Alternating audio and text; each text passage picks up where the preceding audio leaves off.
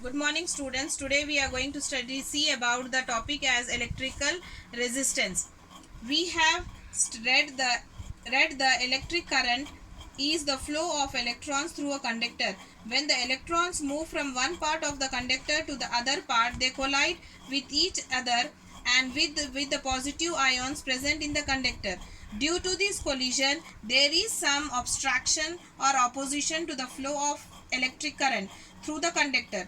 This collision tends to slow down the speed of the electron.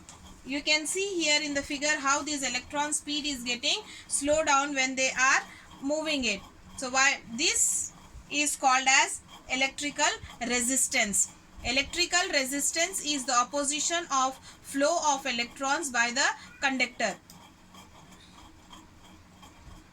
This is called as electrical resistance. The definition for it is the property of a conductor by virtue of which it opposes the flow of electric current through it is called as electrical resistance. This is at high potential and low potential, that is positive terminal and negative terminal. When we will be applying a potential difference, at the time the current will be flowing it from positive terminal to negative terminal, but these electrons will be moving it in opposite direction.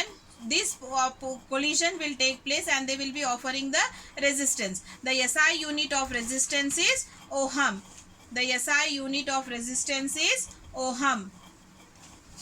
1 ohm is defined as when a potential difference of 1 volt is applied to its end, the current of 1 ampere flows through it is called as 1 ohm. 1 ohm is defined as when 1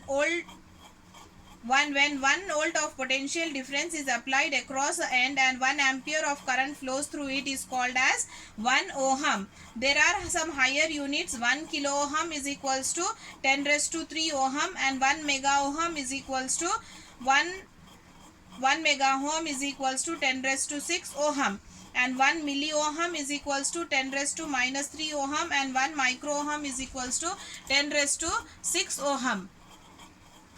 Now we will be seeing about the factors affecting resistance of a conductor.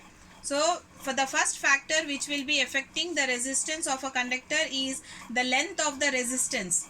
The effect of length of the resistance of a conductor. As the resistance is directly proportional to the length of the conductor. If the length of the conductor of a wire is double, the resistance is also going to be double. If the length of the conductor is half, the resistance offered is also going to be half.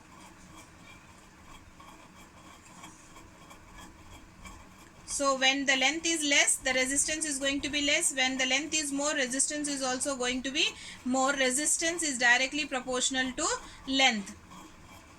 This is the first factor. Second factor is the law of area or area of cross section. Resistance of a conductor is inversely proportional to its area of cross section. If the area of cross section is less, the resistance offered is going to be more. If the area of cross section is more, resistance offered is going to be less. If the area is less, more resistance, more area, less resistance. At the same time, we know the other relationship of the resistance and current. Current is inversely proportional to resistance. So if more resistance is there, current is going to be reduced, and if less resistance is there, current is going to become high.